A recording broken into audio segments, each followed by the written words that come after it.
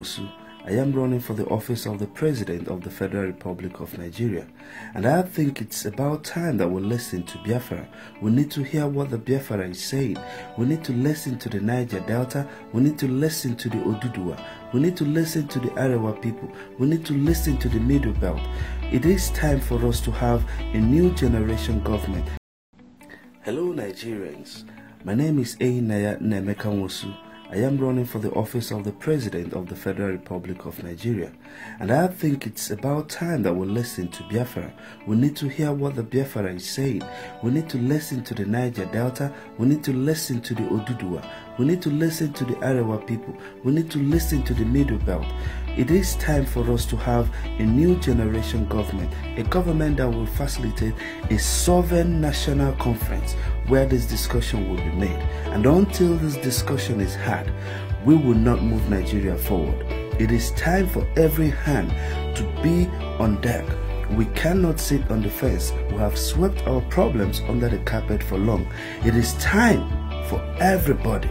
Everybody must bring their hands together and let us make Nigeria work. A good Nigeria is better for all of us. Let us secure our tomorrow. Thank you.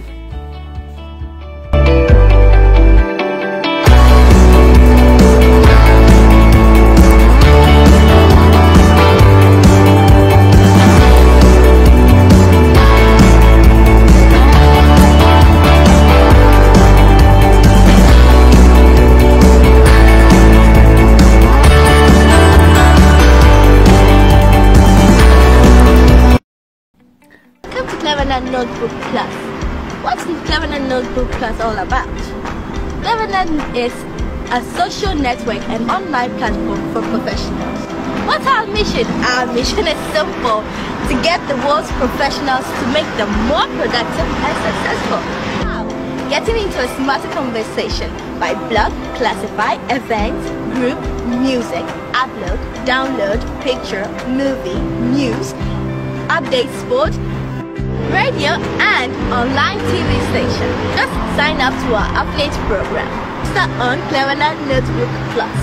Freely register to our network www.cleveland.net. Thank you. For more information, please contact us today at our email info@cleveland.com or info@cleveland.net. Welcome to Cleveland Notebook Plus. What's Cleveland Notebook Plus all about? Cleveland is a social network and online platform for professionals. What's our mission? Our mission is simple: to get the world's professionals to make them more productive and successful. How? Getting into a smarter conversation by blog, classify, events, group, music, upload, download, picture, movie, news, update sport, radio and online TV station. Just sign up to our affiliate program. Start on Cleveland Notebook Plus. Freely register to our network www.cleveland.net. Thank you. For more information, please contact us today at our email info@cleveland.com or info@cleveland.net. Welcome to Cleveland today. Welcome to Cleveland TV. Sorry. Today I will be speaking to a special person, a humble man, and his inspiration is to lead Nigeria into the right direction. I hope and believe he should be able to do it, but today he has to defend himself. Sir, welcome to Cleveland TV. Thank you very much, Tolu. Yes, sir. Can you please tell us your name? Let's start with that, please.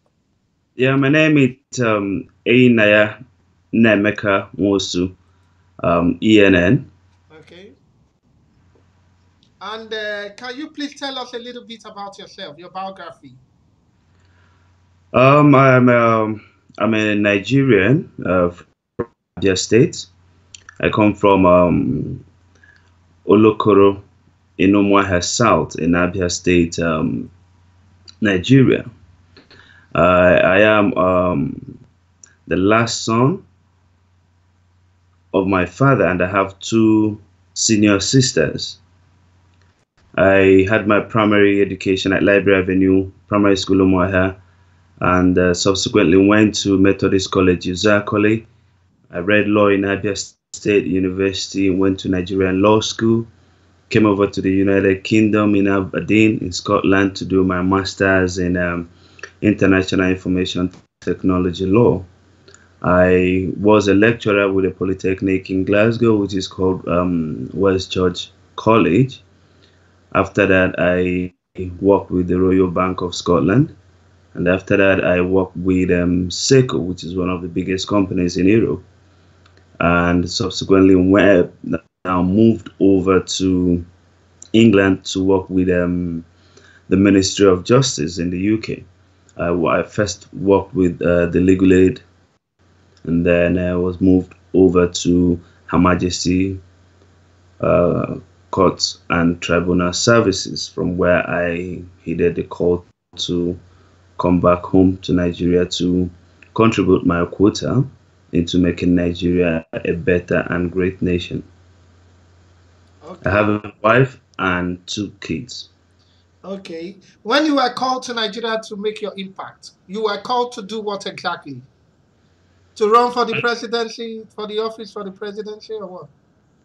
Yeah, I wouldn't call it. I wouldn't say it's a call from people. I looked at what was happening in the country. If you've been following what we've been doing, if you see, like yesterday, I posted something on my Facebook, which it was a video of about a 3-story building that was being razed down by fire in somewhere in Anambra State, and you could see about 800 Nigerians. They were throwing pure water to try to quench this fire. How many Nigerians did you say, please? You could count about 5, 6, 800 people. There was a big number of people. But what was the cause of the fire? I wouldn't know, but the point I'm making is it's only in a failed state that you see something like that. There is fire going on. Instead of fire service to be there, people were actually throwing pure water into this fire to get it done. But are you sure they called the fire service? Yes, they did, because somebody was actually covering the video. Somebody was saying they've called the fire service, they called the one from Asaba, they've called the one from Onitsha, they've called the one. None was coming. And eventually, I tried to see that video to the end. Eventually, when the fire service arrived, they arrived with a tanker, a water tank. I'm not But would that be the responsibility of the federal government or the state government? No, the point I'm trying to make is that these are the things, it's not one thing that motivated me to run for the president and to come to, answer this call to run for the president. It is all these kind of things, because people, most times, our leaders are focusing on some things they think are more important, whereas there are little things that should be done at the grassroots. The things that will really impact. What are the leaders focusing on? Like what? That is not important and they think is important. Yeah, you see, everything is important, but there are things, that there's a long-term goal and there's a short-term goal. Yes. There are things you do to impact the life of the people. The poor people in the community, they are not interested in a lot of things that the government is talking about. They're not interested in GDP. They're not interested in the budget system. They want to see quality of life. Yeah, now, but how would they get quality of life without the budget system? Well, that's what I'm saying. You see, when we are talking about the budget system translates to implementation. Whatever you're doing with the budget system, the people, like in my place, there's something they say, when you go to church, you wait for the amen. The pastor says all he says, you're waiting for the point where you say amen. The people in the villages, the people in the rural places, they want to see how that budget affects their life. Now, if you have a budget whatever budget you call it budget of consolidation, call it budget of renewal, whatever you call it, if it does not affect the life of the people, if it does not affect the life of the common man, you have not achieved anything. And that's why it's different when people say political development, economic development, economic growth. I say, no, these things are not the same thing. When you're talking about economic growth, it's a different thing than when you're talking about economic growth. You can be growing, and then your figures are growing. You say, okay, the GDP this year is 3.5 is 2.5. That's not it. What we're talking about is economic development. People moving from point A to point B in the social ladder. You mean in terms of infrastructure? Yes, human resources. People way of life. Now, if what the point I'm trying to make is, whatever you do that does not lift people from, because we have the poor people, we have the middle class, and then we have the super class, the elites, the luxury people. Right. Now, the middle class is where we need to have a greater number of the population. But at this moment, we have the greater number of our population at the lowest level. Now, when any budget, any economic policy that you're doing that does not lift people from the lowest cadre to the middle class, it's not working. So no matter what figures... What would you have done differently in a country of 180 million with a very corrupt government in the past? I don't want to accuse any government, but at least it was not that there is no impact on people's life. If you had to take over now, what would you have done differently? Well, there are very important things we should do as a government. Job creation. Everything a government is doing should be centered. Should be able to create job. You know what I mean? Now, if you're for example, can you give me an example of creating job? Right. For example, if I give you a tax to create job for 100,000 Nigerians, what would you have done? The first thing we would do is to use regulation and our laws to stop a lot of importations and start producing in our country. Once we start producing in our country, we don't only grow the economy, we provide jobs. But if you want to stop importation, sorry for interrupting you. If you want to stop importation, like what would you stop? There are a lot of things we don't need to import. There are things like toothpick. There are things like tomato. There are things like orange juice. We should start. We can start with all this at the first stage. If we take, for instance, if we want to grow the agricultural sector and stop the importation of orange juice, stop the importation of tomato, toothpick. Let's take these three things, for instance. And then these are things that the companies that can grow them can become live within 6 months, 1 year. So within 6 months and 1 year, these companies, loads of tomato plants will be built in the country by either foreign investors or local investors. And then this will grow the economy in two ways. It will create jobs. It will also create foreign earning because it will produce a lot of tomatoes. If you intend to stop importation of juice, tomatoes, toothpick, wouldn't that have to do with agricultural sector? Wouldn't you have to work very hard on the agricultural sector?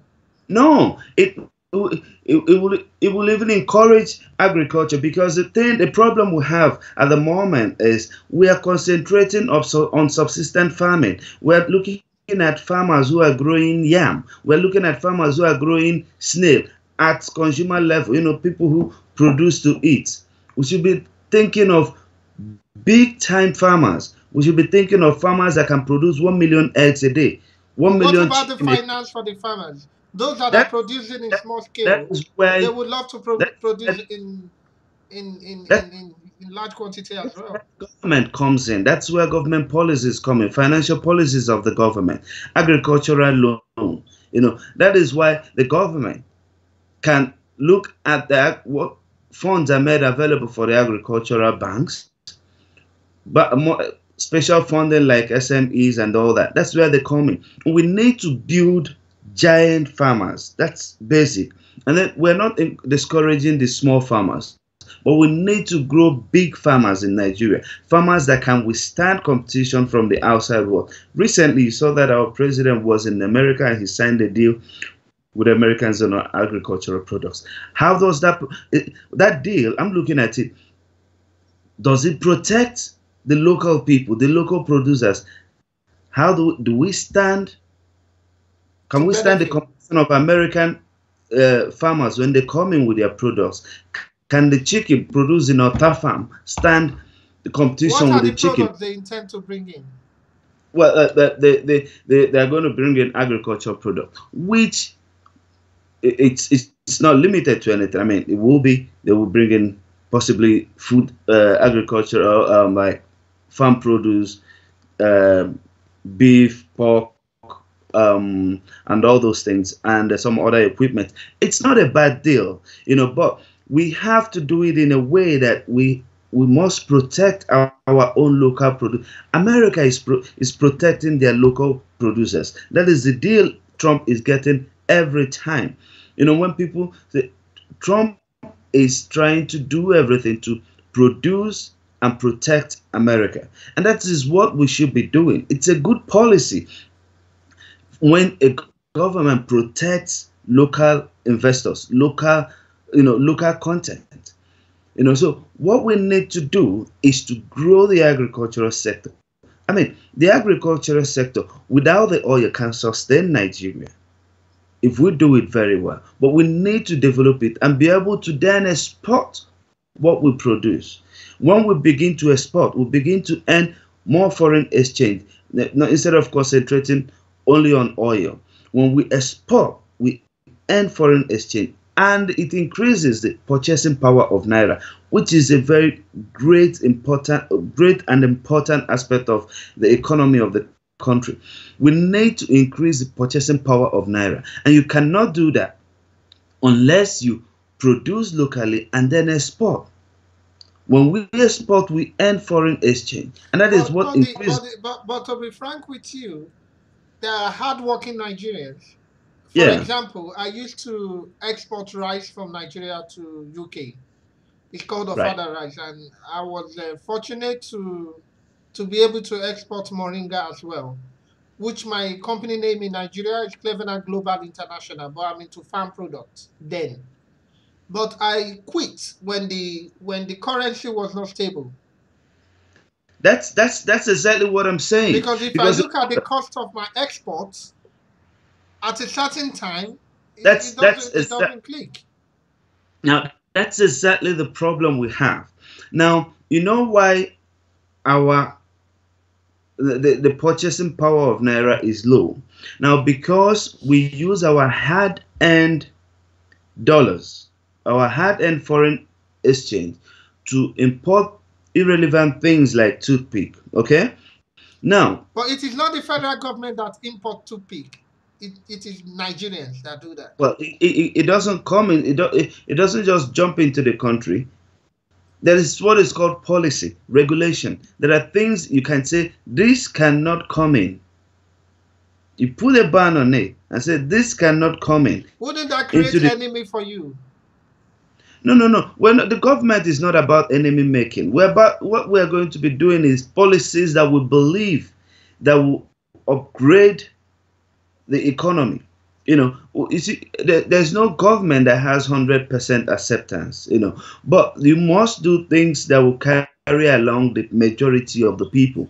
Now, economic policies, the problem again is communication. You need to explain to the people what you are doing. You need to carry people along. There is no Nigerian that will oppose when you say, look, the price of the money we spend importing tomato and toothpick, it's Absolutely not necessary. Look at what we need to do. We need to take about 6 months. This thing is going to be a little bit scarce for the next 6 months. But after 6 months, the price is going to drive down, and it's also But going do to you improve. think Nigeria of nowadays, they are ready to be patient? The thing is, they got the present and the past governments. None of them have ever engaged the Nigerian community. They So have never. how would you engage Nigerian community then? How? We talk to them. That's what is called consultation. You talk to Nigerians. For instance, if I 180 million people, you want to convince 180 million people. you don't need to convince 180 million people. But You need you to want to put. dialogue. If you dialogue, that means you want to dialogue your policies. If you are th- trying to get across to them. No, you see, being able to carry your people along is what makes your government people oriented. You don't stay in Abuja and take decisions that affect 180 million people, and you don't even tell them what's happening. Now, the communication gap between the government and the people increases every day, which is very dangerous for us. Now, let's say, for instance, I'll just take up one thing, for instance. If I'm the president of the country and for any reason I am sick, I am ill, and I have to go for treatment in Nigeria or outside, well, as a president, if I become a president, I would try to fix the hospitals here so I wouldn't have to go outside. But what But if about trusting the doctors? What about your enemies? What about if they are bribed? If I'm not saying it's justified to bribe what? to assassinate the president. Your policies are affecting some people. If you are a good government, if you have a good government, everybody can be happy with you. Now, when I decided to become a president, when I decided to run for president, I must have thought about, see, the risk of being a politician. They say is that you're running the risk of assassination. God forbid, I'm not going to die. Nobody's going to kill me. But what I'm saying is, I'm not going to, because I fear that the cabal or the bad people will come after me, then I forget what I mean. If I'm scared of the cabal or of the bad people, then I should sit down in my house. I wouldn't be aspiring to be the president. I'm aspiring to be the president because I have the interests of the people at heart. Okay, this will take me to a question. Do you have any sponsors? Somebody sponsoring your campaign? No.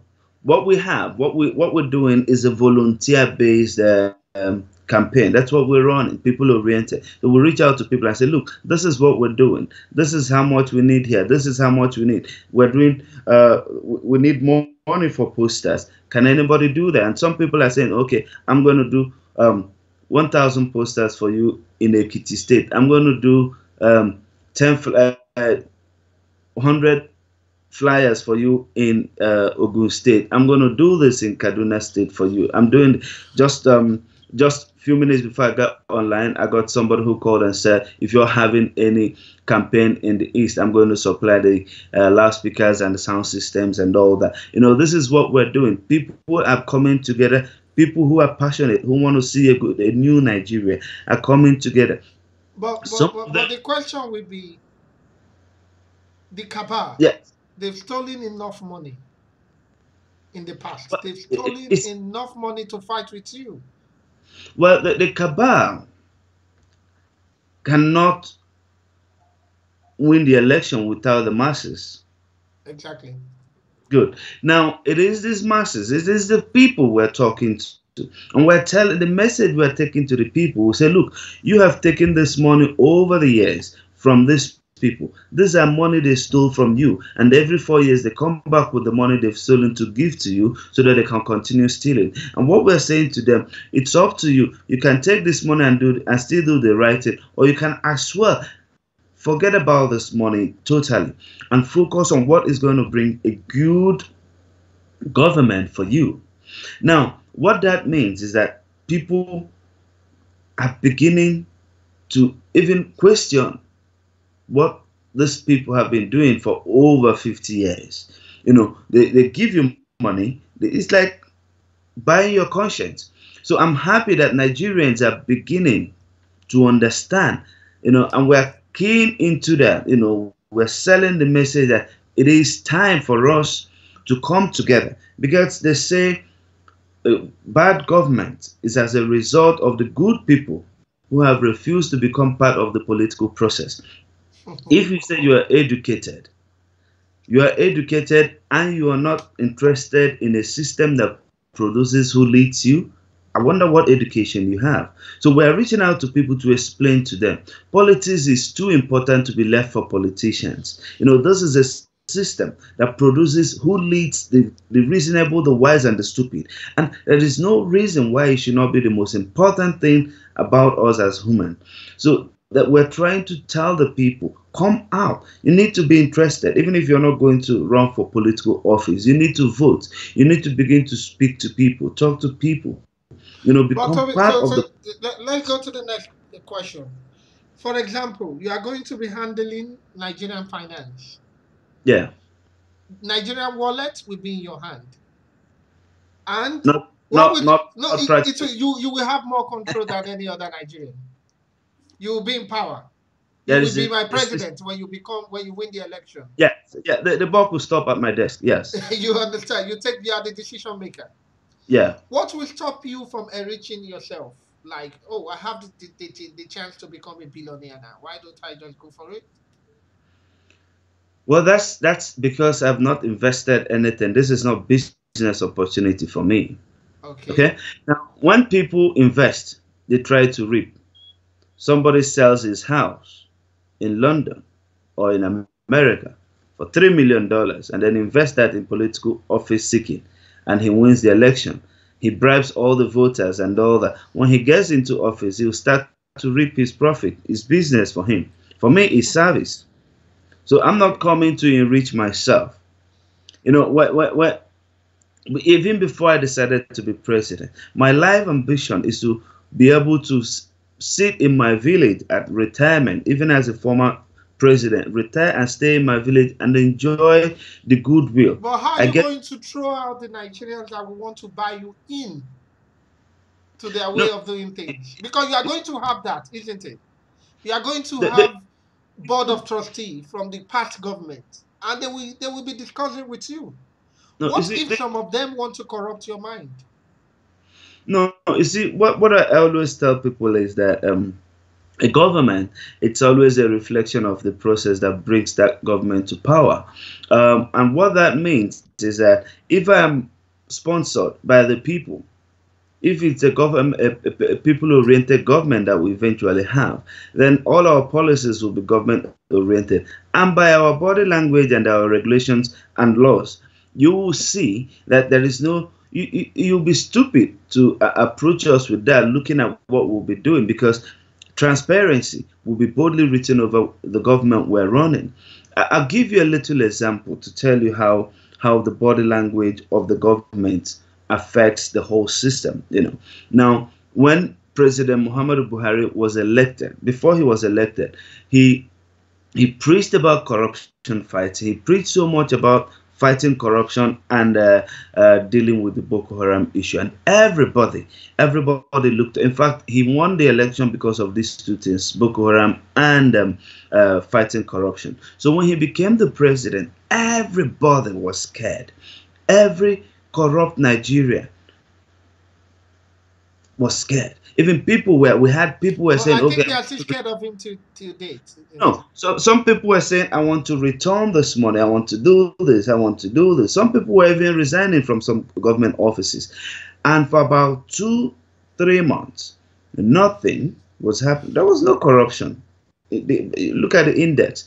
Now, until the people realized that this government wasn't very serious about corruption fighting. At first, they appointed some people who people felt were very corrupt into the government, and then the people who they were supposed to chase, who had pending cases in court, were getting court injunctions stopping EFCC from arresting them and all that. The whole corruption fight kind of became a mess, depending on how you were looking at it. Now, people said, oh, this is not serious. And then people started stealing again. Now, if that mood had continued, if the people, when he came into power, he said, arresting people who were corrupt, bringing people to book, and then fighting Boko Haram seriously, the country would have moved by now. People would have still been in that fear. And But gradually, what about all the hurdles, all the ups and downs in the east about the Biafra issue, the Boko it's, Haram issue, the X-Men the distraction? That is a lot of distraction. no, no, no. See, the thing is it? I am fortunately I am an Igbo man, okay, Yeah. and I've been around. I've lived in almost all the parts of the country. And one thing I want to tell you is that what is happening in Biafra and what is happening in with Boko Haram and even the Middle Belt issue and the Dudua and all that, including the Niger Delta, these are all as a result of bad governance, decades of bad governance by past and present government. We have swept a lot of our problems under the carpet. Now, when you sweep things under the carpet, at some point it bogs up. The carpet, you begin to see it comes up. So all those things. No, I don't think anybody wants to leave Nigeria. We all love this country. Now, what I tell you, Biafra represents a lot of things to different people.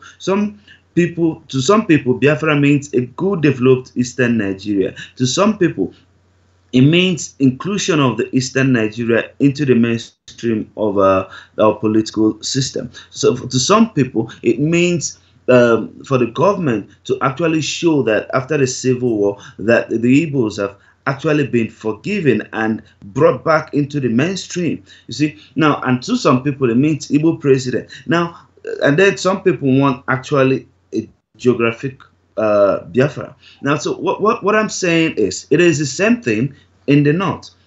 Boko Haram. If you But read, before we go into the north, what does Biafra yeah, mean to you, to me, personally, to you? Biafra is part of Nigeria. At some point, they tried to pull out. But I belong to a new generation. I'm a new generation Nigerian that believe that Nigeria can be won. And if Can be well, or must be. Nigeria, it's not a matter of must or whatever. Nigeria is one and is going to remain one. So what we are trying to do is to bring the people together, give the people a good Nigeria. There will be no agitation. If we have a working, functional Nigeria where every Nigerian is involved, where any Nigerian can go to any part of the country and do their business and chase their life dreams, there will be no need for agitation. For instance, if you go to America, do you know where Trump comes from? Nobody knows. It's not an issue. Not that nobody knows. Who knows if he's from New York? Who knows if he's from Chicago? It doesn't matter. I don't even know. Yeah, where's Theresa May from? It's not an issue, and that's because there's She's a British. Yeah, it's a British. So now what we need to do is to have a Nigerian president, and so that's why I tell people I'm not running for the election because I'm Igbo or I'm Christian or I'm young or no. I'm running the election because I'm Nigerian, and I believe I have the will, which is the ingredient that's been lacking in Nigeria. The will, the president with the will. A president with the will to execute policies, a president with the will to implement the policies. You see, that is what has been lacking. And that is because most of our leaders are compromised. Now, because they are compromised, they cannot execute government policies. Take, for instance, the importation, which I still always like to refer. If this government says there will be no importation of this particular product, tomorrow you see that they've given waiver to some people to import that same product. And these people that give those waivers are people who sponsored the government, the election, or by whatever, some favor they must have offered. Now, that is what is killing the country. Implementation. So what I have is the will to execute the policies that we'll put in place, and that is why I'm running a people-oriented campaign, which will translate into a people-oriented government. Now, because I am sponsored by the people, my policies will be people-oriented. So I'm not going to say we're going to be exchanging dollar at 22 naira a dollar. But if some people, we're going to give them concession to buy dollar from the banks at 15 naira. That it's very, and to think that most of the people who give these concessions are not even economic, it's not for economic purposes.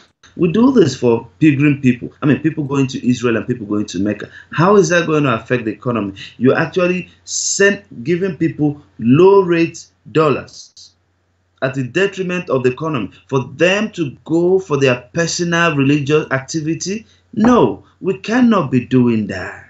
You know, no country survives by that. Nigeria is not a Father Christmas. You know, so we must begin to implement our policies. We must begin to chase and implement what we say we'll do, and that is what is going to differentiate us from every other government that have come in place. Because but then I have another question for you. Sorry for cutting you short. Not at all. Health sector. What are you going to do about the health sector of Nigeria? Health. Thank you very much for that question. Our health system, it's in a total mess. You'll believe with me if you've been to the hospitals. You know, you will understand. And my wife is a medical doctor. While I was practicing in Nigeria as a lawyer, she was practicing as a medical doctor, and here she's now a consultant. Now, so I kind of understand that sector a bit because from the bedroom, if you permit me to say that. Now, the thing is, our health system, if you look at it, if you walk on the street, you see 2-bedroom hospitals, you see 3-bedroom hospitals, you see hospitals on a flat upstairs, you see all manner of hospitals, private hospitals. Then you go into the government hospitals, you see all manner of rubbish, outdated, obsolete equipment.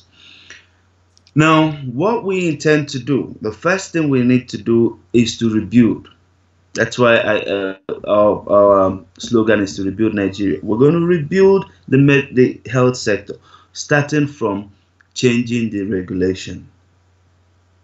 Now, we're going to set up regulations and standards that must be met.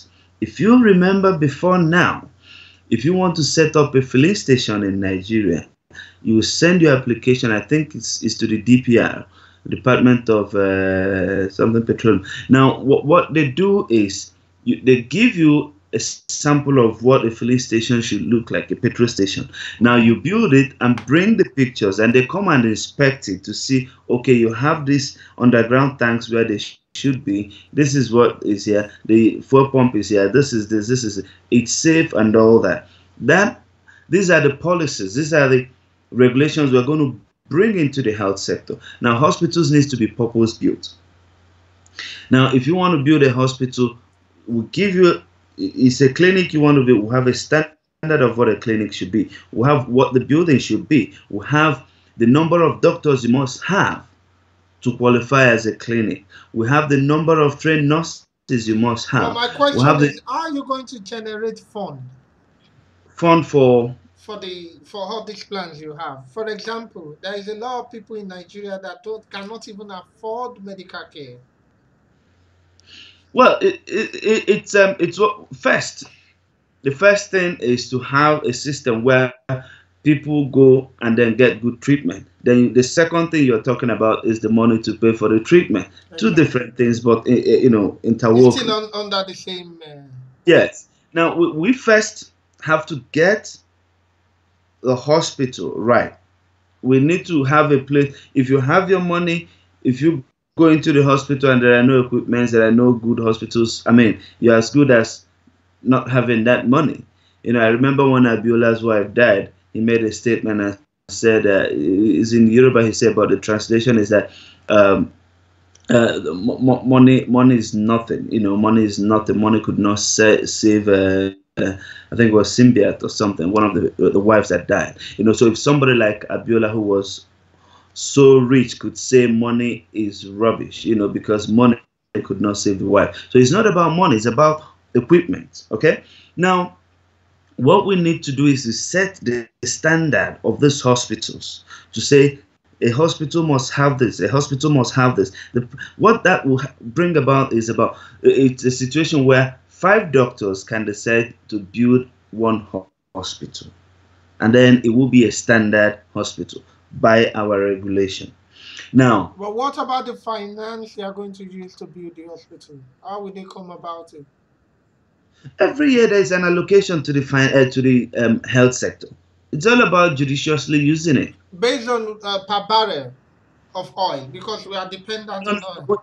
we're not talking about barrel of oil. I mean, as a country, we should have gone past that. We cannot be talking about barrel of oil every time we're talking about finance in the country. I mean, there are a lot of other things that can yield money in the country, but we've not. Nigeria is blessed with mineral resources. Nigeria is blessed with agricultural resources. Nigeria is blessed with human resources. Nigeria is blessed with everything. So it's not only about oil. So what we're going to do, we're going to diversify the economy and begin to earn money from different sectors of the economy. And so we're not going to say, okay, because what happens, which is why we're a poor country, is every year we're dependent on oil. So if oil goes down, economy goes up. Now, if oil goes up, the economy goes up, we earn more money. Then if oil goes down, we suffer as a country. I mean, look, even go to the Middle East countries. Look at Dubai with all their oil. They diversifying the economy. Tourism and all is bringing almost the same amount of money as oil into the economy. We need to diversify. If agriculture can sustain Nigeria, before oil came, we were doing very well. I mean, our economy, at least our pound, our naira was equal and even above pounds. So what happened? Because we started counting on barrels. So if we leave this barrel a bit for now and deal with other sectors, get them up to the level of attention. Are you going to introduce a health insurance scheme that will help pay those bills, or what are we have? We don't run a benefit system, social security system like it's in the UK. If we would do that, that's a case for another discussion. Where it would depend on what the government will decide to run. But for now, for the system we have, which is what we intend to continue, but make it better, we're not going to have a free medical scheme for every universal. Why wouldn't you want to introduce a social a more convenient? No, what we're going to do for the vulnerable people, like children, pregnant women, we're going to provide for them. We're going to have a situation where they receive free medical treatment. If for childbirth, you go to the hospital, you give birth free and all that. Those are what we can afford. We're not going to take on what we cannot afford. We better have a better economy than a struggling economy. So what we are not going to have a universal free medical scheme. It cannot work with the lean resources we have in the country at the moment. What we need to do is to fix the health sector, and then there's already an insurance scheme in the country. We'll make that better. People who are working are contributing and having being covered by the insurance. But what about the database to be able to separate the rich from the poor? You would need a social security system to do that, isn't it? We don't need social security system in the country to have the rich poor. What we do is to have a data which is very important. We're going to build that. It's already been built. We're going to develop that massively. the income tax, the FIRS. You know, they have a wonderful system they're trying to set up now. So I have a friend who's helping with that. The So present government is shutting down. I think it started. It was started by the last government, and this government is kind of continuing that. I don't know how far they've gone, but I know I have a friend who is part of it. You know, so he briefed me about it some time ago. So, but we need to make that better. My intention, our intention as a team when elected, is to have a very comprehensive data, especially what you know. These things are all interwoven. They are all interconnected. What we intend to do, we intend to do with the civil service first, is to rebuild the civil service. And what we're going to do is to create this big database of civil servants, even if it means to take fingerprints. Now, what that would do is to get rid of ghost workers, because no two workers will be the same. And then having done that, that gives us an accurate, data of what is happening in the civil service. Say, for instance, with that data, we will know that in May 2018, this is the number of people that are going to retire from civil service. And so we know how many people we need to employ. And then we also, with this data, we now know how much salary that teachers in Ogun State, civil servants in Ogun State, are going to receive a salary in the month of May. You know, these are all, we'll begin to plan with data. And this brings us to what we want to establish, which is called a salary dedicated account, where every month the National Assembly will have to pass this, with the state assemblies will have to pass this through all the legislative arm. Now, what that means is that at the state level, the federal level, and the local government level, we'll have what is called salary dedicated account. Now, because we have the data, we know how much salary the local government staff in Ogbomosho local government is going to take. We know how much salary civil servants in Abeokuta is going to take. And these things are tabled out every month from allocation. This is taken from the source and put into this account called salary dedicated account. And these accounts, the banks, private commercial banks, will bid to run this account. Take, for instance, Diamond Bank can bid and run Sokoto State, Ibadan, Oyo State, Abia State, Enugu State very well. And then if that is given to them, now, because they know that from the source, this money comes in every month. Say, for instance, on the 28th, they have the names of all the workers. We have the data, remember. Now, they pay all these people. They pay these people because they know this money is coming. So we don't have a situation where they say the governor has not approved salaries. No, we've avoided all that. And now the banks give the workers just receive a lot every 28. I mean, nothing changes. It's not rocket science, you know. So there will be no time there will be strike in Nigeria, because this money comes from the source. It doesn't go through the state government. It doesn't go through any government. It goes straight. It's a private sector initiative. You know, the banks bid for this and they get it and they pay. I mean, it happens all over the world. You cannot say that civil servants are not being paid in the UK. It's not possible. So why do we have that? If the banks themselves, look at MTN, can you say that MTN, their salary, they've not paid their salaries, their staff salary for this month? I mean, these are things that when you work in the private sector. MTN is ripping Nigerians off. They give bad network and things like that. But what are you going to do about that as well? That's what I'm saying. All those things are about regulations. You know, what is the NCC doing? What's our communication ministry doing? What's the information ministry doing, and all that? We have to. Look at, for instance, our internet. The level of internet we have in Nigeria, is that what we should have? You know, so when you are giving out licenses, but there is no electricity. The companies, they claim, they said they are running most of their antennas with a generator. Yeah, electricity is a big, giant problem in the country. But that's not a good excuse, because they're building their cost into the product. So they cannot be saying electricity And is as well, the product is expensive expensive. Yes. compared to our income, Now, yeah, monthly that brings salary. that brings us to electricity. What are we struggling to wake a dead animal? When if you're a hunter, you go into the forest and you see a dead elephant on the floor, that's been dead for like 5 days, almost getting rotten and all that. You're trying to wake that animal. That's what we're trying to do with the electricity sector, trying to, fix the national grid that is dead.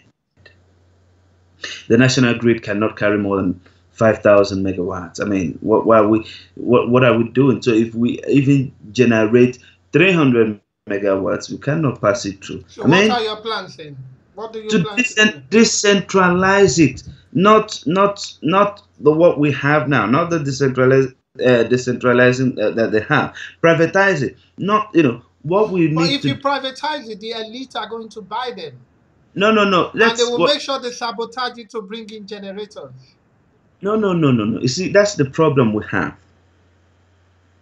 That's what is called verification. You verify these companies. You find out what they do. We are They told pay. they are verified. Now, no. What I'm trying to say here is these companies that we have, the policy, the power policy we have in the country cannot work where we're trying to generate what we can even distribute. Now, the policy we have is similar to what the telecommunication industry did. A situation where MTN, Econet, what's the other one? We had MTN, Econet, and Globalcom. no, Globacom came much later. So you give license to people. Takes, for instance, because our plan is in 2 years' time we'll have uninterrupted power supply in 25 states, and then 2 years time. within the third year we'll have uninterrupted 24 power months. supply. How is that possible? Yes. Now, there's a company EE. There's some plants they are building and all that. They build it. Not in Nigeria. This is a product they have now. What we're not saying we're going to use EE so that people won't start saying, "Oh, he's already planning with the." What we're saying is, what we do is to decentralize the power sector. Now, a company can say, "I want to give Lagos State or your state electricity uninterrupted power supply for these two states," and we'll say, "Okay, this is your license." And then they generate and they distribute. They have their own meter. And some other company will say, "We want to give Abia, Imo, Anambra, and Ebonyi." We say, "Okay, this is your license. Generate." And another. Without and then, verifications, like you said you were going to verify. no, of course, don't just. We just don't need people on the road and give them licenses. There is verification and all that. Now, but what I'm saying is we need to decentralize. We don't have to have a national grid. It's not working. So we need to decentralize it. Now, if somebody say that's what is happening, like in the UK, you can in your house call an energy company and say, "Look, I don't want to use you again. I'm moving over to another energy company." Within 30 minutes, that's done, and your bill is moved. And that's because there are a lot of companies offering different prices, different whatever on electricity. That's the kind of thing we want to bring in and domesticate it, to work with the system we have. Now that's what I was saying. If let's say Borno State Power Company decides to give electricity to Borno State indigenes, and they generate and distribute, have their own meter and order. What's wrong with that? And then somebody in Lagos wants to use Borno power. All he needs to do is to call Borno power and say, I want to use your power in Lagos. And it's done. This is the same thing that has happened with the telecommunication industry. Econet, I remember, started from the south, Calabar and all that. MTN started in Lagos and the other company, and gradually became a universal. Within 1 year, it kept spreading. I remember when we were in the university, our university, in some of the years we were there was no network. Before we graduated, they started coming. So it kept, increasing. And that's what we need to do. So I already have a policy on electricity. We have it written down. I have a professor, Professor Ndubisi Ekepo. We've talked about it. We've worked out something out. So, and we've seen the practicability of it. And so we know that this thing will work. What would you do to the educational sector? Well, we need to. The educational sector, it's almost like the health sector. We need to start from the scratch. I wouldn't know how old you are, but if you are old enough, if you are 40 plus, you will remember that when we were in the primary school, we used to have teachers from teachers training college that I used to come and do practicals in the primary school. Then we used to call them WTC, the TTC and all that. Now teachers were being trained. And then that's when we had teachers who had passion, like my parents. People who went into teaching because they wanted to teach, not because they couldn't find a job. Now we need to get that right at that bit, that foundation stage. We need to get the teachers must be right to teach the right thing. Now, once we're able to get that right, then we'll come into the secondary school. The secondary school, we need to change to the letter the 6334 system, where people write junior YL. We need to introduce, because I did woodwork, intro technology. When I'm talking about educational sector, I want to know, like, they are feeding. Most of children in Nigerian schools, they are not. Some of them does not even eat when they are going to school. That's what I'm telling you. Sometimes we start counting 2 before counting 1. But that is what affects people. Look, I am here to represent the masses, not the elites. See. Now, food is very important. Yeah. Food is very important at home, in school, anywhere. In the UK, they have a group of people who are on benefit, who their children receive free meals in schools. Okay. Yes. Now, in Nigeria, the government is trying to do that now. But they're trying to feed like everybody in school and all that. That's not a bad policy. But I'd rather, like in some states where the government are owing salaries, and then you are feeding children in school, I would rather pay salaries to parents to feed their children than owe salaries. But these are jobless parents. There is no job. There is no job in Nigeria. See, what I'm saying is, it's not a bad policy. It's not a bad policy, but it's a policy that has to stand on something. People don't go to school just to feed. They go to school to learn. Now, how can you learn on an empty stomach? Excuse me. If people are going to school, the first thing they are going into school to do is to learn. So we have to get it's the priority there. Now, feeding is just part of it. Feeding is a part of, it's an addition. But the basic thing we have to fix is the main thing they go to school to learn. Now, when we're able to fix that, yes, feeding is good. You give children milk in school because some parents don't have money to buy milk. You give children milk in the morning to drink when they come to school, so that they can have calcium and all that. And in the afternoon, you give them food and all that. But that shouldn't be the main focus. Or less we lose focus. That's what happens in Nigeria. So what you're saying is there is not going to be a free education? No. I've never said that. There's no free education in the country at this moment. Yeah. Good. Now, what we have, that's what I'm saying. You don't, in a struggling economy like Nigeria, you don't give out universal free education from primary to tertiary. You have a mess Well, because you we are a struggling economy based on integrity, that some people are stealing the money. It's not like the money is not available. yes, the money is available, but what we need to do is quite much.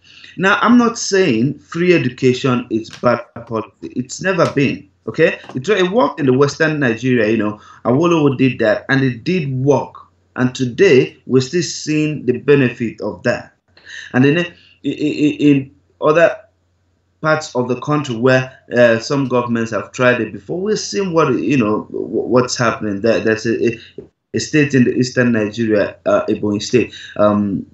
There was a governor there, I think Sam Eku. He issued quite a lot of scholarship to Ebonyi State indigenes, and even sent a lot of them abroad to do masters and other courses and all that. Some of them have gone home to contribute to the development of the state. So what we're saying is that free education is beautiful. It's beautiful, but then we should not lose focus. There are things that are called attachments. All those things you're mentioning: free food, free education, free housing, free this, free that. These are all attachments. We must have focus. Our focus is to develop the educational sector, make it standard.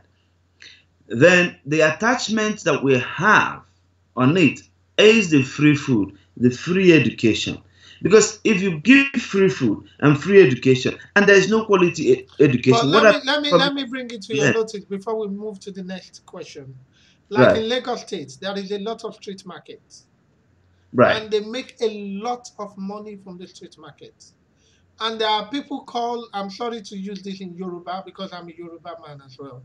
Right. Yaoloja, Babaoloja. Those are the people. In English it will mean the main chairperson of the market. Now, these people obtain a lot of money from these market people. Now, instead of this money to go into the hands of the federal government or the state government or the local government, these people are the ones spending the money.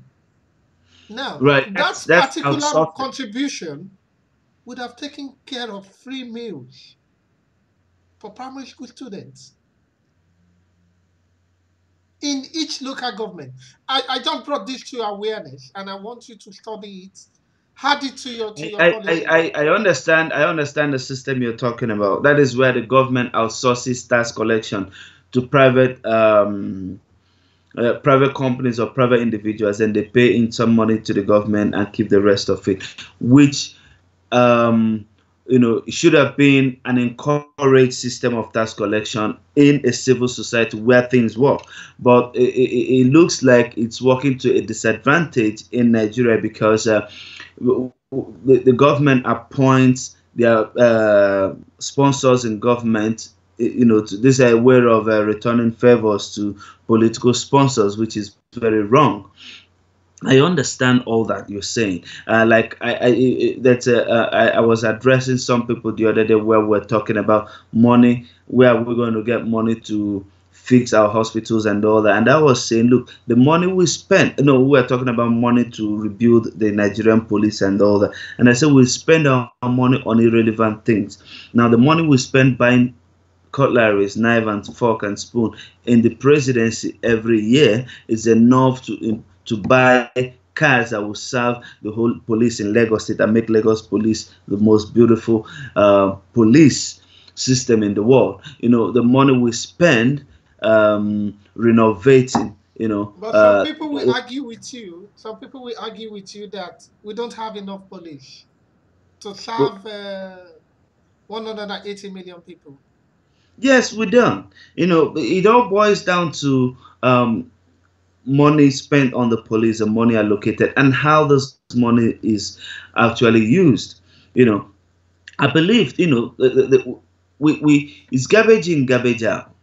You know, people complain about the Nigerian police. What do we even give to the Nigerian police? What is our investment in our police? What is the stand? What is the worth of one policeman? What value do we put on his life? For a man that you are sending to chase armed robbers, for a man that's going to maintain law and order, what is the nation's investment in him? Do they have insurance policies covering their lives? If they have permanent injuries, what protection do they have? If they eventually die in service, what is the compensation to their families? What value do we add to them? These are the questions we need to ask. Do you know that some policemen buy their own buy their own uniform, buy their own boots? Same thing with the military. What ammunitions, what equipment do we give to the police to function? Have you seen the police cars on the road? Have you seen how dirty some police people look, scruffy? And we say the police are not delivering. We need to, you cannot, and it's our culture, it's our people, that's what we need to change. It's not only the government. Take for instance, somebody employs a security man. He's paying his security man 15,000 every month. The security man that stays awake when you are sleeping. He opens the door when you come in. He protects your life. You pay him 15,000, and sometimes you don't even pay him that money. Sometimes you owe him. So, and you think and you demand good service from such a man. So we need to review the policy of our police. We need to reform the police. We need to bring it up to standard. What are you going to do for the diasporans? What are your plans for the diasporans? The who? The Nigerians in diaspora. Yeah. It's simple. I very much believe that the Nigerians in diaspora, they contribute very much to both the economy and the development of the country. The money that is repatriated from across the globe back to Nigeria every day, some not accounted for. It's what kind of keeps the economy. If you remember, sometimes the maybe World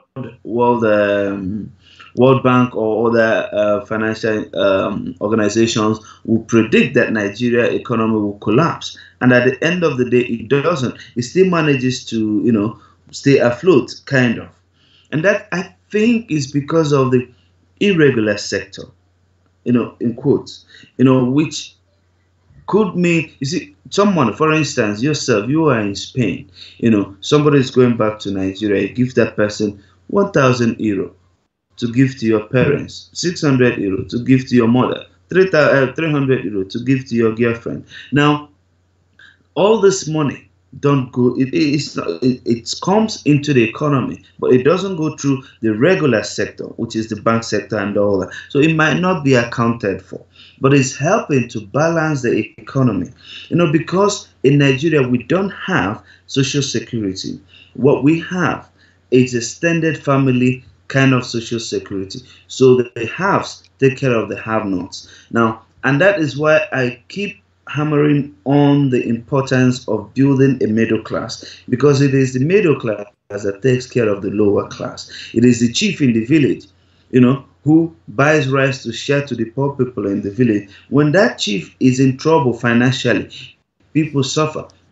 I'll give you an instance. My father, he shares rice every Christmas or every occasion to people. So let's say, for instance, he used to buy a bag of rice for 10,000. So if he buys 100,000 bag of 100,000 worth of rice, that's 10 bags. So he can go share to more people. But rice became 25,000, and he called me and said, "Look, this is becoming difficult. I can't cope, and these people are demanding more.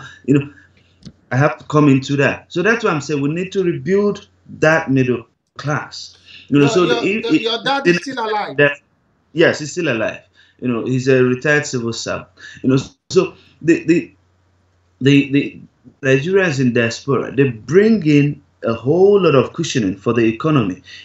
I know that some people who rely on their brothers outside the country for everything they have. Most parents who are retired now, especially now most state governments are not paying pensions, rely on their children who are either outside the country, who send them money every month to balance up. So we contribute a lot, and there is nothing stopping Nigeria from granting voting rights to the Nigerians in diaspora, which is one aspect of our political development I'm going to take up when elected. I'm going to work towards granting voting rights to Nigerians in diaspora, because one thing is certain: they are exposed. They're politically, economically, they're vibrant. So shutting them out of the system, building of the system, it's wrong. And these are the voters who you hardly bribe. These are the voters who you hardly apart from your members. Do you accept donation from any other person? Yes, anybody who feels that what we're doing is beautiful, he's passionate enough, and as far as that person is not making demand, to say genuine donation, when you are elected, we will give this, and we prefer donations to be anonymous, and that's most of the things we've been getting. So some people are saying, well, Mr. No Name, and all that. We receive some of that. So will you be willing to let the public know how much you've received so far? I wouldn't be doing that, but it's not within my group. Within my group, we make it open. Yeah, everybody in our volunteer group kind of knows, because we try to publish our statement of account, open for everybody to see what we're doing. Yourselves. Yes, it's not something I want to, because some of that might influence other things. Yeah. Okay. What are you going to do about agricultural sector? Like I said earlier, what we need to do is to build big farmers. We need to have big farms as well as small farms. Okay. Yeah. So we need to build big farms that will develop the economy, that will employ, that will create jobs. If we have, say, for instance, I understand that they're commissioning a rice plant somewhere in the north. Those are the kind of things we're talking about. Big stuff that will be able to even produce enough to export. Because my ambition for Nigeria is to turn Nigeria into an exporting nation. We must begin to export our agricultural product, and that is when we inject finance into agriculture, mechanized farming, and then, for instance, we have there's a fund we're going to be setting up. We hope to do that within the first 100 days. It will be called Rural Infrastructure Development Fund. It will be a fund that will be very similar to PTF, but this one will be concentrated in the rural areas, and it will be providing funding for rural agriculture, rural development, like roads, electricity, local bridges across local rivers to enable farmers. Are you not going to be buying mobile phones for the farmers? Why would I need to buy a phone for local farmers? That's what I'm telling you. That communicate. Some of these policies we do in Nigeria, it sounds out of place. Well, the government has no reason to buy you a phone. If you, as a farmer, you apply for loan from the government or from the agricultural bank, where the government has done what they should do by reducing the interest of this loan and make it a soft loan. You take the loan from the government, and then you go and develop what you need to do. We don't need. Is the government giving you a phone for what? Okay, I will take that from you. Um, very funny. Um, how are you going to fight corruption? What will be your policies against corruption? I tell people that the government. When I mean the government, I mean the federal government as it is, or the state at different levels. The government, the core government itself, the executive, and all that, or even the legislature. We don't really have, because corruption is not an economic policy. Corruption fighting is not an economic policy. It is not the job of the government, so to say. Now, fighting corruption is a job description of the law enforcement agencies, the EFCC, the Code of Conduct, the police, the legal system, and all that. What we need to do as a government is to strengthen these institutions to do their job, make EFCC strong, independent, train and retrain them, make the courts independent, strong, and reliable, make our law enforcement agencies and all that agencies set up by the Constitution to fight corruption. If we make them strong, independent, then the government wouldn't have to be shouting about fighting corruption. So what you need to do is the EFCC gets a petition that a minister has stolen some money, and they chase the evidence and they prosecute. Okay. So the EFCC doesn't need permission again from the federal government to say, oh, go after this person. That would be witch hunting, and that seems to be what is happening now. So the government has no business fighting corruption, just like the government has no business being in business. The government, what we need to do is to strengthen our institutions. We need to have powerful institutions, not powerful individuals. What are you going to do? That's the next question, sir. What are you going to do concerning, I know you've spoken a little bit about it before, but I want you to touch it again. Yeah. The electricity. Well, first, like I said, what we need to do is to decentralize electricity, give licenses to people in piecemeal. We're going to decentralize it to the lowest level, where companies can bid to give electricity, and we're sure that these companies will deliver. And I said, if a company decides to give electricity to Lagos State uninterrupted. Well, what about, because in Nigeria, I believe the most important one is power generation distribution. Mm-hmm. Yeah, that's what you're telling me now is generation. What about the distribution? Because that is the biggest problem. Yeah, that's the problem. That's why we need to decentralize it and make it lighter. Because what we have now is what we call the national grid, where every electricity that is generated is passed through that same national grid, which unfortunately cannot carry more than 5,000 megawatts. How many megawatts are we running now? That's what I'm saying. The national grid cannot carry more than that. So even if we generate 300 million, it cannot go through.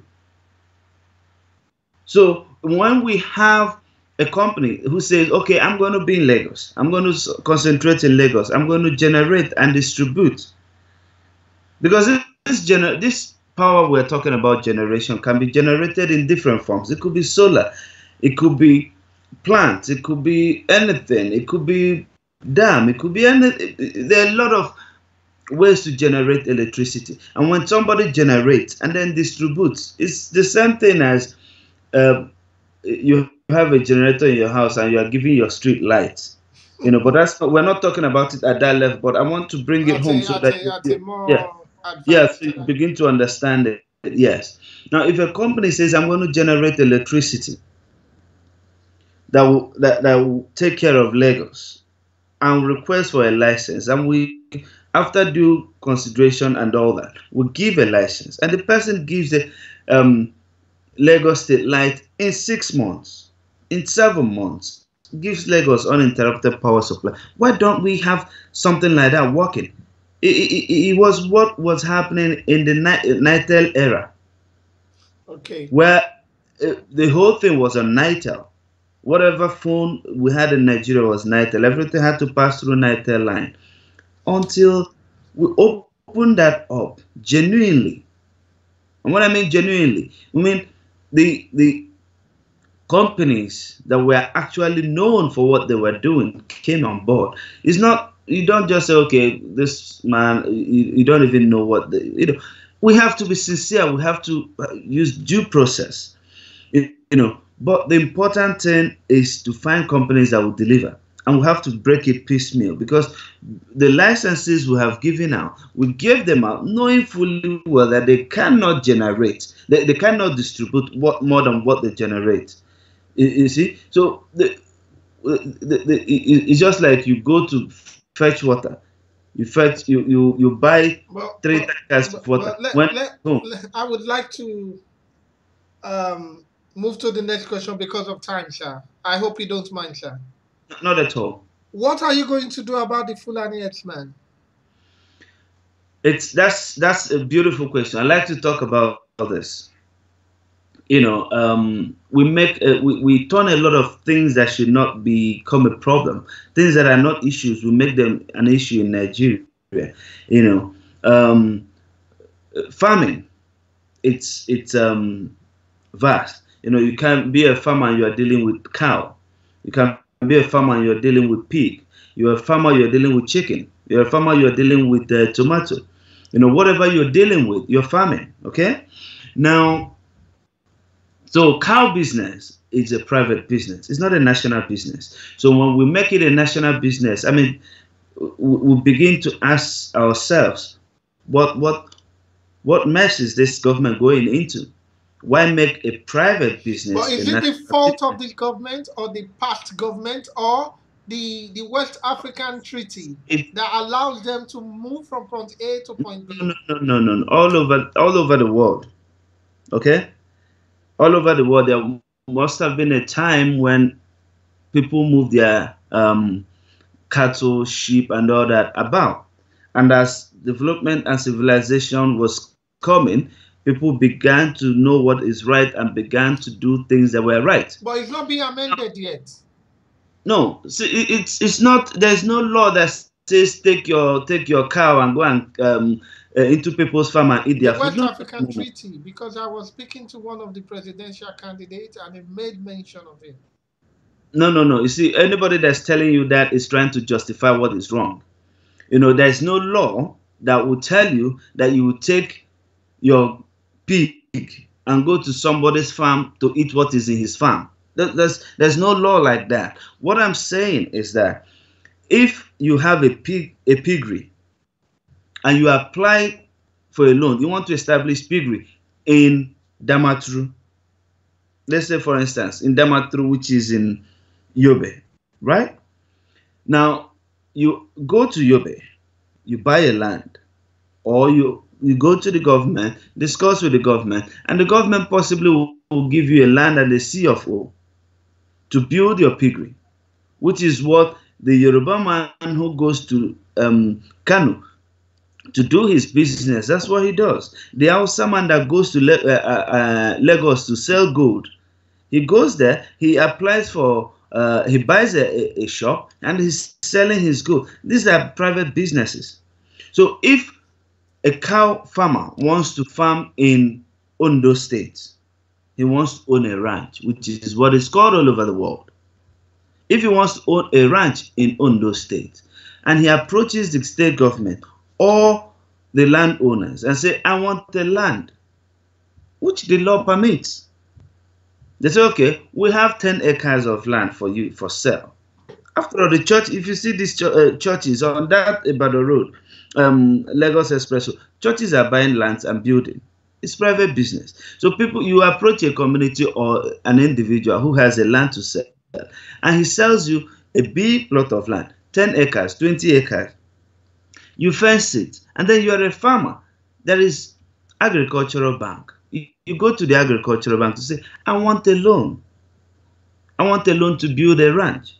And they look at the feasibility of your ranch and they give you a loan. You go and build your ranch. It's not a government thing. The government should not go into that. We don't need to politicize these things. It's simple. The government knows what to do. If the government wants to give loan to farmers, it should give loan to farmers to acquire ranch, to acquire piggery, to acquire poultry. That's a beautiful policy. But to say that the government will take people's land and give to a private businessman to build his business, I mean, you begin to politicize what shouldn't be. Okay.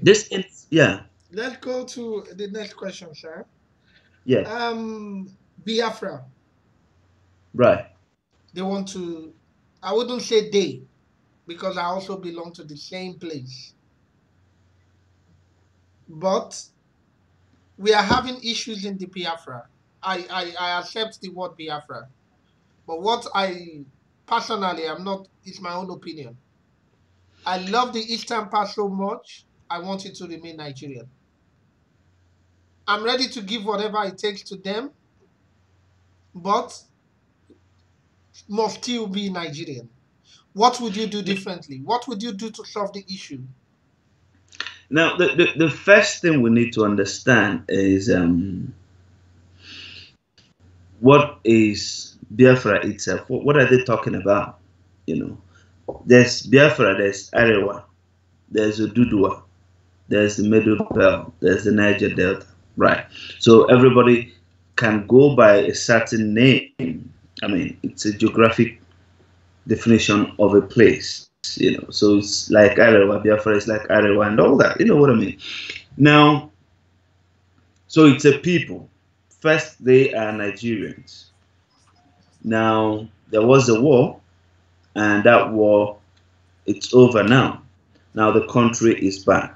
Now, for some reason, some people are feeling marginalized, real or false.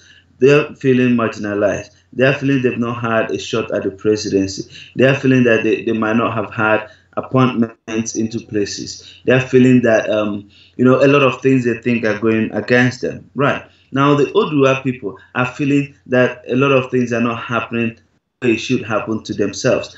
All this, I don't want us to be singling out issues. All this, like I said, are all as a result of bad governance. Okay. Bad governance. Now, so when we have a good government, not a good government that is going to say, I am going to build a bridge in Eastern Nigeria because they are Igbos. They need this bridge as Igbo people. No, count me out. And not a government that is going to build a rice plant in the north to say, okay, I'm going to build this for the Hausa people. No. We have to. Because I was watching a video today. Right. I think Buhari was visiting, it was in the UK, and some people with a Biafra flag were embarrassing him in front of his, I don't know if it's an hotel or holiday home for the president, I don't know. But do you think that is right? Well, all over the world, you know, people have freedom of expression of their opinion and all that. And if you take, before you do a demonstration in a civilized country like UK, you must have obtained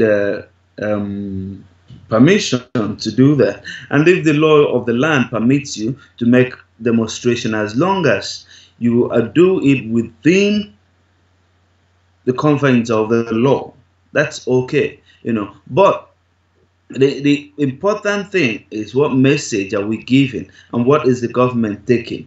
You know, as a government, I'm not going to speak for this government. I'm going to speak for the government that I will run. Okay? What we intend to do is to look at Nigeria holistically. We need to bring the regions together. We need to begin to have what we call Nigerian mentality, not tribal mentality. So, and I keep saying, if there's a good government that gives good governance in Nigeria, there will be no need for agitation. So it's not about being Nigeria, being Biafra, being Arewa, being Oduduwa. No, it's about being Nigerian. We need to come together, make everybody can live happily here. And I think we all love this country. Everybody loves Nigeria. The only problem we have is the bad government part of it. And if that is removed, we'll all be happy. So, and if you look at, sorry, I must say this. If you look at the people who are pushing, who are angry, the people who are dying, it's the poor people. Now, if you go to Ikoyi, you see that the rich Hausa men, the rich Igbo men, the rich Yoruba people, the rich Niger Delta, the rich Middle Belt people, they all live peacefully in Ikoyi. They all live peacefully in Metama in Abuja. They live peacefully in Asokoro in Abuja. Then when there's going to be a killing, it's the poor people in Kano, the poor people in Onitsha, the poor people in Ibadan that get killed. I mean, well, this. Do you believe in one Nigeria?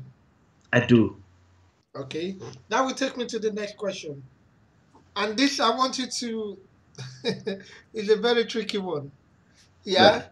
Why should anyone choose you as a leader or as a president? Why? Well, it's not about being a leader. It's about carrying people along. I'm a man that believes that leadership is about who you carry along. So it's not leading. I don't like that word leading, or I like the man that is carrying people along. You carry people along and they follow you. People follow you because they believe in you, not because you tell them to. So I believe that, number one, I have the will, which is the most important ingredient of leadership that we need at this moment in Nigeria. I have that. And I believe in one Nigeria. And I believe in good governance and transparency. And I believe most especially to carry people along. And so people having trust in me wouldn't be a problem. Because I tell people, you don't ask me what have you done to want to be the president. No, I want you to ask me, what are you going to do when you become a president? Because that's what we should be talking about. Because what I've done, I could go in as a president and do the wrong thing. So I believe that people can trust me. People can give me their votes. Because I have a structure in 36 states and Abuja, and people are the reception we're getting, the responses we're getting are very encouraging. People are reading our vision. People are keen to that. So I believe that we are able to do that. Okay. I will take that from you.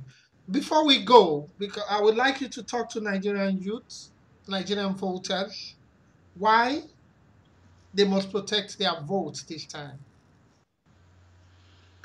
Well, there's everybody knows what is happening now, and Nigerians have come to realize the importance of protecting their votes. But I'll take it further. The reason why we have bad governance, like I said earlier, is because the good people have decided to be indifferent. They've decided to do nothing. You must have heard people say, I'm not interested in politics. Politics is for the dirty mind. Politics is a dirty game. Now, a lot of illiterates are in politics. I can't afford to hang out with those people. No, they'll mess me up. No. So what makes you an educated man then? Why would you, as an educated man, leave the process that will produce who will lead you to the people you call illiterates? Now, if you look, if you read what's happening on social media and all that, people are saying, Buhari went to Kano State sometime, and there was a lot of crowd, big crowd, magic crowd, and people are saying, no, this is a hired crowd and all that. And I tell people, yes, these people are hired people. Yes, these people are illiterate. Yes, these people have been given money, but they are the voters. These people are the people that will vote. Now, so if you think you are educated and you relax in your house and put your pass my neighbor generator and you are getting fan blown at you, and you think you've arrived at the level where you're not interested in who becomes your leader, shame on you. So I call on Nigerians to come out, register to vote, vote and protect your vote. And vote right. Because the thing is, sorry about this, the thing is that the Nigerian voters can only vote for who is on the ballot paper. So we must get the system right to be able to present to Nigerians credible people to vote for. It's not just waiting for the day that people will vote. People should get into parties, become party members, help with the primary election to bring about very credible leaders. In my party, which is ANRP, Abundant Nigerian Renewal Party, we have a democratic setting, so where that setting will bring out the best, and then we present to Nigeria the best. This is a party that's going to change the system. This is a party that's going to rebuild the country. This is a party that is new generation based. This is a party that is at the moment, is living at the moment. It's taking Nigeria to the next generation. So we're encouraging people to come and see what we're doing. Let's move the country forward. It's a generational thing. So this is what this party is doing. It's a party that's come to rebuild the country, with fresh ideas. Now, so my message to Nigerians would be to come out, not only to just vote for people, but to protect your vote and protect the process. So that by come 2019, we will not only have a new generation-led government, we will be happy we did it together. Okay. So, thank you for giving us your time today. I would encourage Nigerians to do the right thing. I know you will be a winner at the end of the day. Thank you very much. I wish and pray everything works out well. From Clevernat to the Clevernat TV today, we say thank you, and I hope when we call on you next time, you will give us your time, at least, if not this much.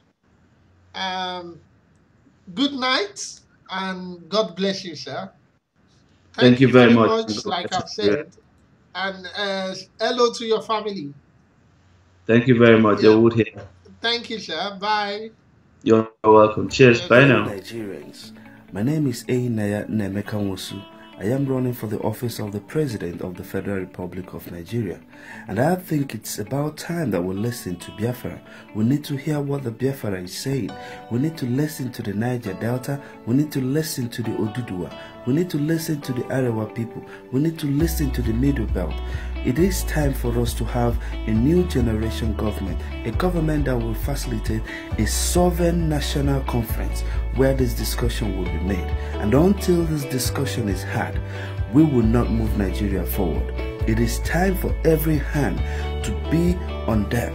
We cannot sit on the fence. We have swept our problems under the carpet for long.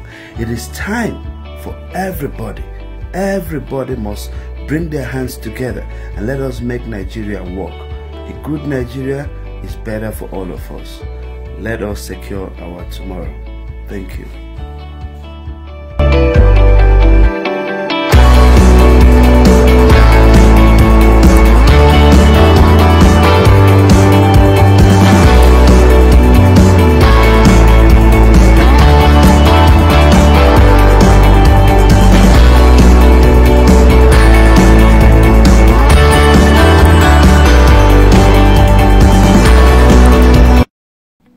Hello Nigerians, my name is Enyinnaya Nnaemeka Nwosu. I am running for the office of the President of the Federal Republic of Nigeria, and I think it's about time that we listen to Biafra. We need to hear what the Biafra is saying. We need to listen to the Niger Delta. We need to listen to the Oduduwa. We need to listen to the Arewa people. We need to listen to the Middle Belt. It is time for us to have a new generation government, a government that will facilitate a sovereign national conference where this discussion will be made. And until this discussion is had, we will not move Nigeria forward. It is time for every hand to be on deck. We cannot sit on the fence. We have swept our problems under the carpet for long. It is time for everybody. Everybody must bring their hands together and let us make Nigeria work. A good Nigeria is better for all of us. Let us secure our tomorrow. Thank you.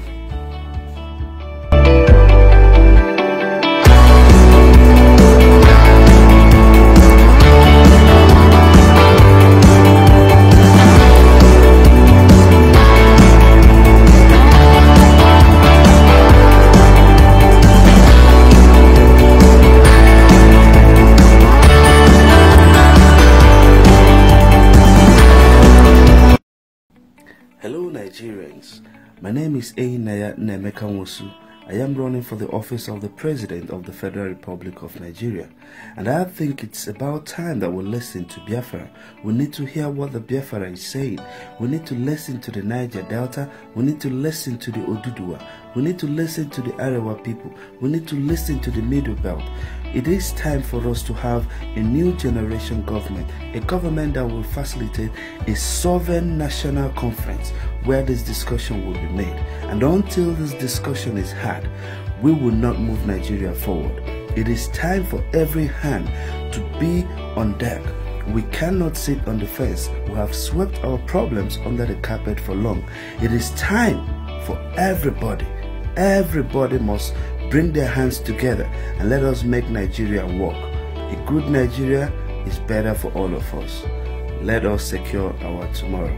Thank you.